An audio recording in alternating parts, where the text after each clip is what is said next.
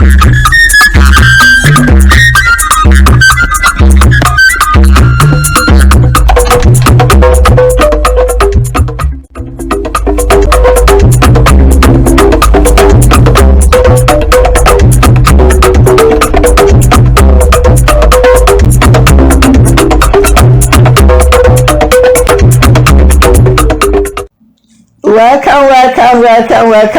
back to our show. Once again, my name is Mrs. Augustina Anyanwu, and help me welcome my friend glorynezemma. Welcome back to our sweet home Africa. Once again, it's a pleasure to have you as our viewer. All right, so we have another topic today. Our topic today is advice on cow and cattle crisis in Africa. I know we hear about it a lot in Nigeria, but I have to let you know that most African countries have the same problem. So you hear about the farmers fighting with the cattle rearers and the cattle rearers fighting with the farmers. It's all over. So my friend and I will look into it a little bit and then offer some advice that we believe will help our government to be able to resolve this crisis. And there's so many areas that we'll look into. We'll look into what the cattle and the cows eat.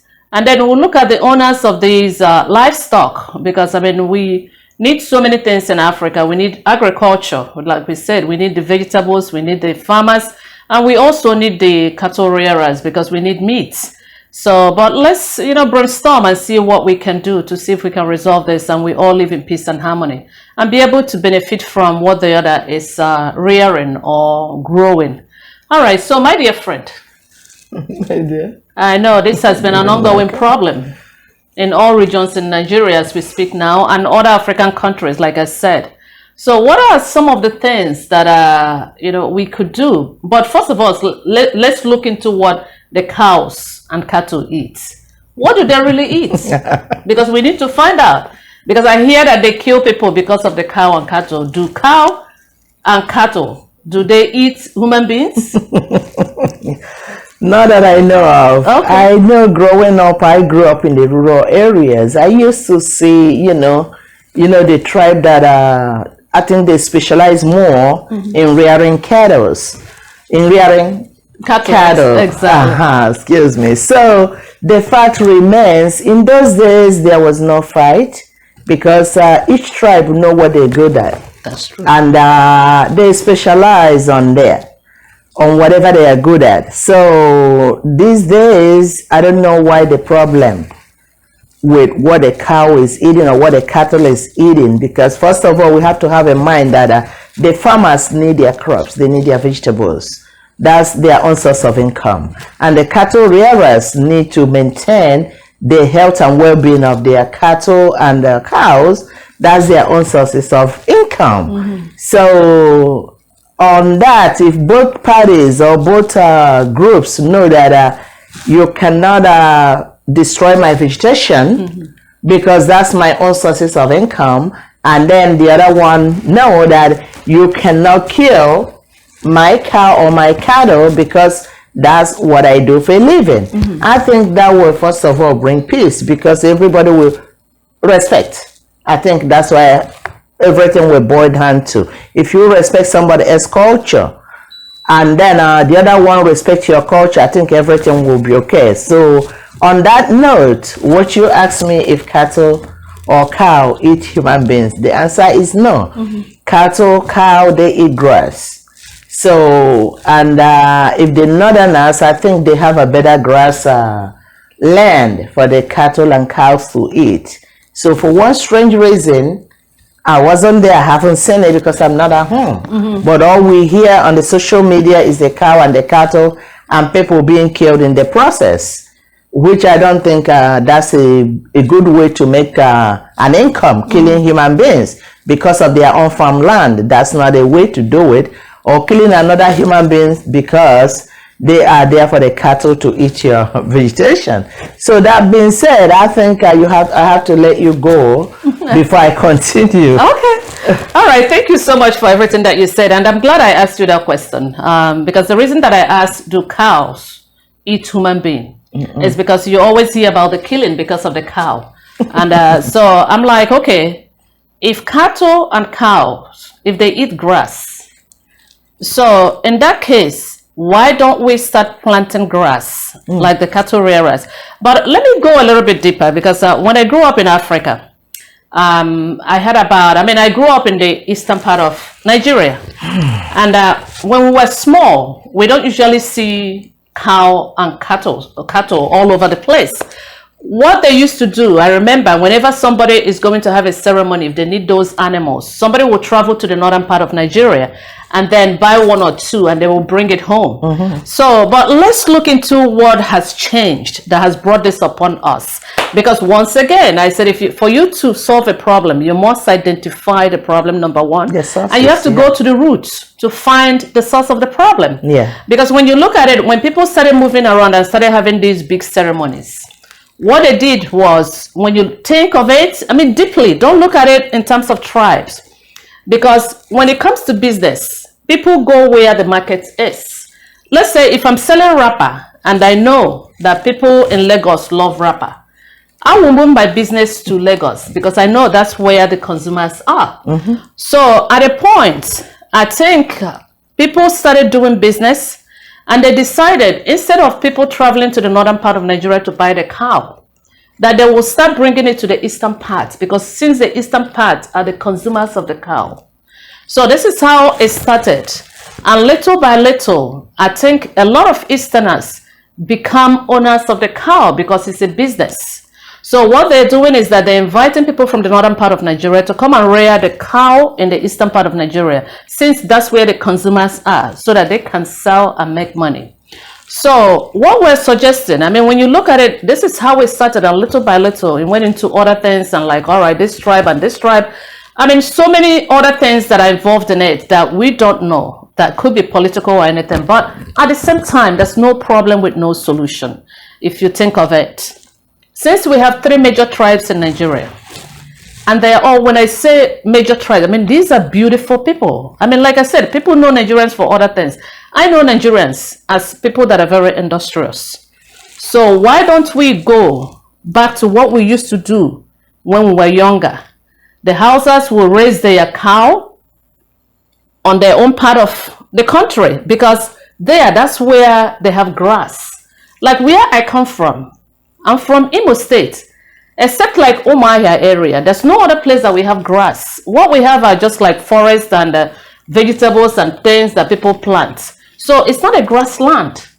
So the northern part of Nigeria, I think they have a lot of grassland areas there. They can rear their cow there, and then people can travel from the eastern part of Nigeria, once again like they used to do in those days, and go and buy one or two, whatever they need, and come back, which is called almost like trading. And then the Yoruba side, they have things that they produce that are so beautiful. A lot of food crops and things. Then if the eastern part of Nigeria, if they want something there, they can travel to Lagos and buy those things and bring it back. So that each tribe, like the eastern part, we have so many things. We have crops, beautiful crops, and things that we produce too. We can start trading by barter. Even if it is not trading by barter, if business people want to trade, let each tribe keep what they produce.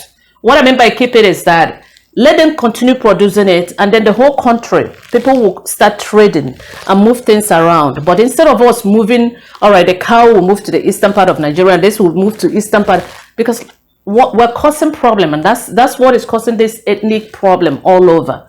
Let's go back to what we used to do. And before I throw it back to my friend, please, the owners of the cow, step out.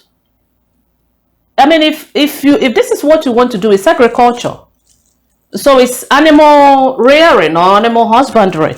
If that's what you want to go into as a business, it's not an illegal business, but the way that you're doing it illegitimately in terms of trying to use it to cause conflicts, it makes it look like an illegal business.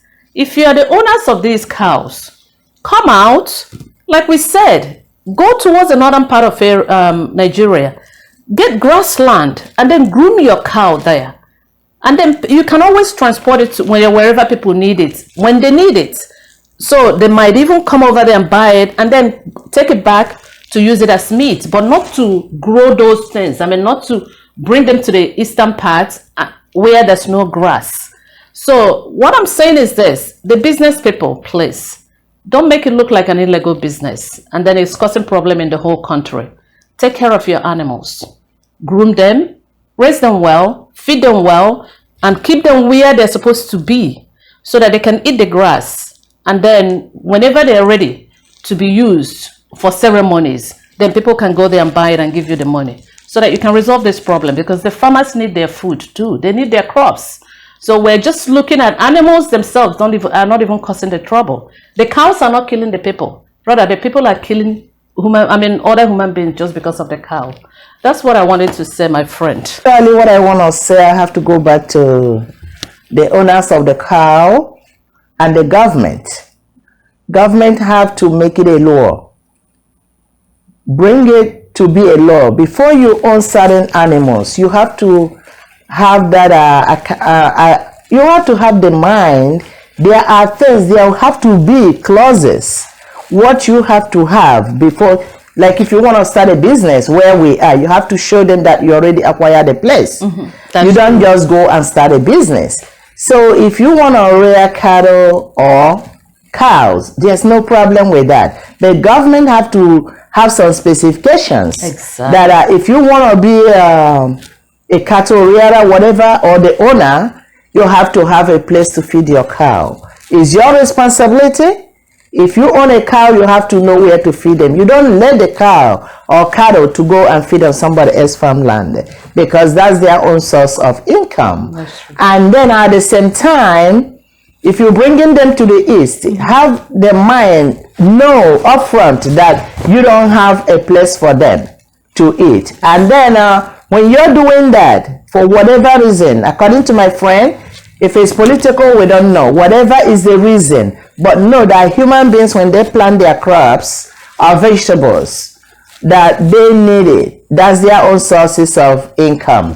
And those little boys you take to come and take care of to rear your llama or rear your cow or cattle, whatever you may call it, and you give them all those machineries.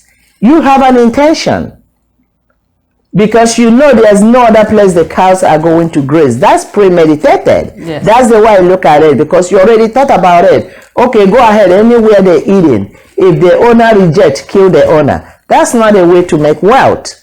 Thank you. That's not how to make wealth. Government, at this point, you have to come in. Anybody can start any kind of business, but there are certain things they have to show you in paper. Show you where it is, where their land is, where these cows are going to graze, where they're going to feed them. What will they feed them with? Not other people's vegetables. That's true. Not in other people's farmland, because that's what is causing conflict. And when that is happening, people are killing each other over a cow, or killing somebody else's cow and somebody else is killing them.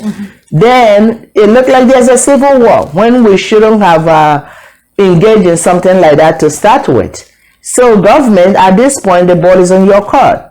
You have to find a way or a solution to this problem. Those in the house, whoever that is supposed to look into this, somebody have to say something, somebody have to do something, and there have to be a fine. That's true. That is a little bit expensive on anybody that defile whatever rule or regulations in owning a cow or cattle, or killing people over things like that. So you cannot kill and just get away scotch-free. So there is a way the government will do it, as to make sure there is peace in the land. That's part of security we are talking about. So my friend, thank you so much, my friend. I love everything that you said. And to be honest with you, my people in Africa, especially in Nigeria, I mean, when you look at Nigerians, they look like they're very educated and advanced a little bit. So for us to be having this cattle and cow problem is very shameful, because these are simple things that people can resolve. I mean, other countries, they're talking about technology, they're talking about industry. We're talking about cow and cattle, and we're killing people. So that means what we're doing is that we're valuing the life of animals more than we have value human beings, the life of human beings. So it's very shameful, to be honest, but especially people in our government. Look into this. This is something that needs to be resolved so that we can move further. we're so advanced to even be talking about this. Like we said, we have so many things to do in Nigeria. So to be dealing with something that is so remote, it's heartbreaking, and people are dying because of that. So please look into it. And you heard everything that my friend said in terms of setting criteria for people that want to raise their cow. All right, so that's all we have today. I know, I mean, it's a small suggestion that we have brought out, but I hope that you will look into it and see how you can resolve the problem so that we can all live in peace and harmony in Africa. My dear friend. My dear, that's about it. I think they will put this, the government will look into it, those in House of Senate and the House of Reps. They're going to look into it and put a law that everybody, before you own any type of animal, even goats, and then you want to migrate from one place to the other, there have to be specifications. Exactly. Because every state is different. That's and true. Every state need to have their own rules and regulations too, that will guide anybody owning some kind of animals that will be a nuisance to the public. Thank you. All right. Thank you so much, our viewers. So that's what we have. So continue to follow us every week as we bring up new topics on little things that we're facing in Africa. I mean, some of them are major, some of them are minor, but we offer advice that we believe will help our people. So thank you so much. Look forward to our other episodes next week at our sweet home, Africa. Subscribe. Thank you so much, our subscribers. So we appreciate you, and we cherish you. All your comments are so helpful. So if you have not subscribed yet, you do so, and spread the news, spread the word, spread it around, because we want a better Africa, and we want to come out from being third world. All right, thank you.